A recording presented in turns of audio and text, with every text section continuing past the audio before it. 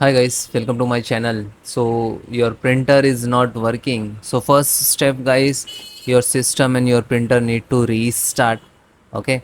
And then click to start, go to setting. Okay. Then system, scroll down, troubleshoot, another troubleshoot, and then run the printer. Okay. Printer, click on it. And wait few seconds. This is first method. Okay. Next, second method. Correct deploy the printer. So click to start, go to setting, then system and Bluetooth and device, and then printer. So which printer you are using, like IP printer, USB printer, Wi-Fi printer. So open this printer. Okay. Then select the printer property. You can see preference.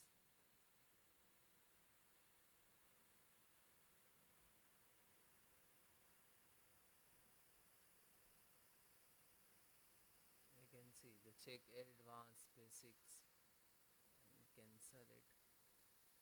Then click to test print. Okay, and send to test print. Okay, so you are getting like error printing in like, so close it, close, then click to start, type services, right click to run as administrator, then type pre printer spooler. Okay, just double click, stop. Okay, okay, now it is stop.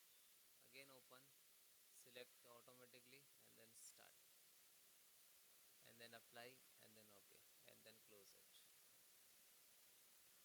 Then next, reset the printer spooler setting via command. This is so important. Click to start and type cmd, and then right click to run as administrator, then click to yes, and then type net stop spooler, then hit enter. You can see services as well stop. Then next command, del slash q slash f slash line, type it and then same, hit the enter. Then third command, type like net start spooler, then hit enter. Okay, and then close it. Then guys, restart your system once again, your printer also and your system also. If you unavailable to testing and doing this step, so you can check the descriptions link, Google form, and you fill out and share your details, so my team will be reach out to remote sessions if you are interested.